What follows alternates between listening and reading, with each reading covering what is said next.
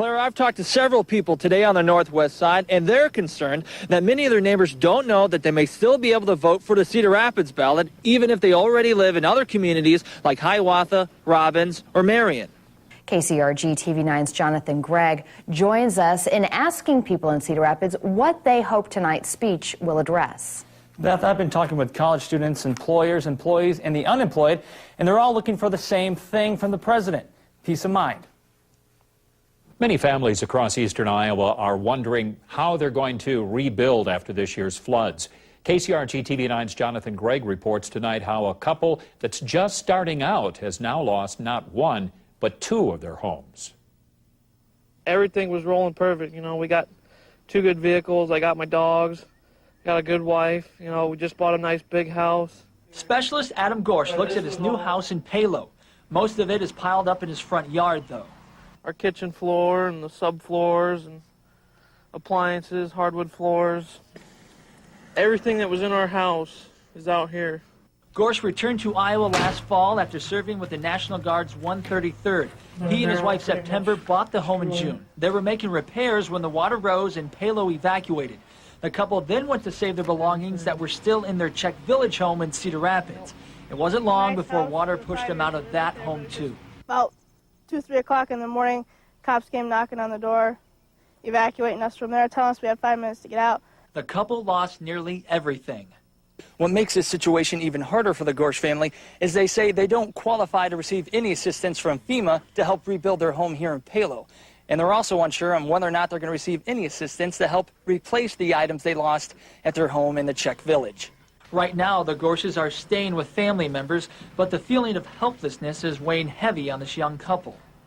Sometimes I wish I was back in Iraq, you know, because over there everything seemed like it was going all right here at home. Still, the Gorshes are staying strong because they know they still have what's most important. I just told her that we got each other. I mean, that's all we got right now. We got our dogs and we got each other, so. Adam and September Gorsh will continue to stay with family until they know what the next step is with their own two houses. Today is the last day of classes at Waterloo's Longfellow Elementary. Last month, the school board decided to close Longfellow, and as KCRG TV9's Jonathon Gregg tells us, some in the community are not ready to say goodbye. No matter who you talk to at Longfellow Elementary, it's always the students that come up in conversation. I want to be proud of them next year in their new school. Special needs teacher Vicki Van Houen is finally back with her students after breaking her ankle in January. I got so many hugs today, and I'm so glad you're back, Mrs. Van Houen. A bittersweet return because Van Houen's second day back is Longfellow's last. The school is closing because of budget cuts, so next year students will be split up among 5 other Waterloo schools, and parents are still upset with the school board's decision.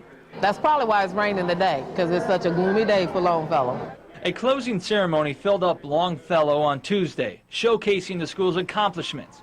More than 100 people attended, including many former students. After 68 years of teaching, Wednesday is the last day of class at Longfellow. And for many, that might be the toughest day of class all year. Many of Longfellow's educators are reluctantly moving on to other schools in Waterloo. But for at least one more day, Mrs. Van Houen is still a teacher at Longfellow Elementary.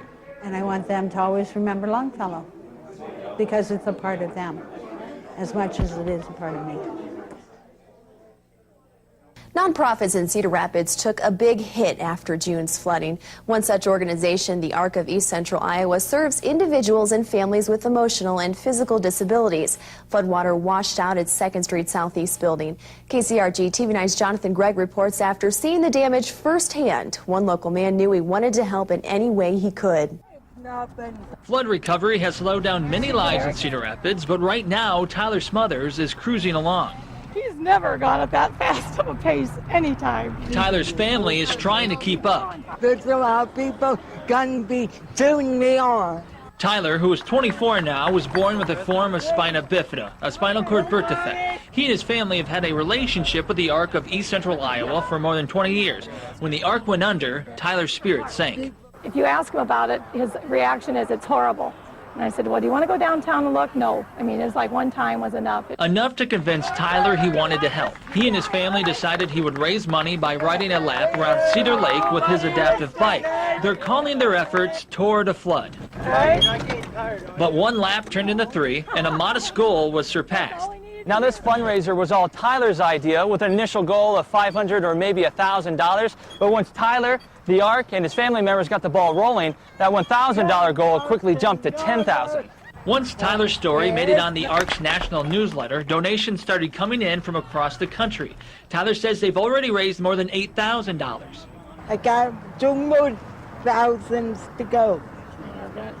I'm hoping I can make it.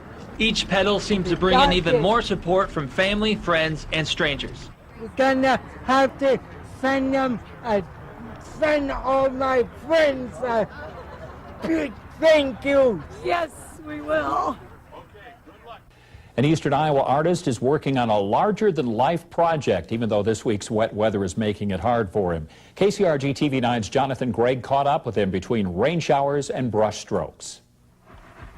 Mount Vernon native Mark Benish is using a lot of paint when he can find it. I had some white paint earlier. It's understandable that Benish might get distracted. For the time being, his art studio is an easel throw away from Highway 30.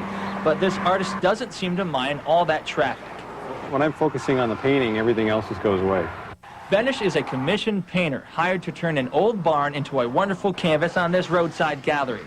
On this day, he's 20 feet up, leaning over scaffolding, recreating this Iowa original, Grant Wood's American Gothic. 4 days in, and Benish says the hard part is already over.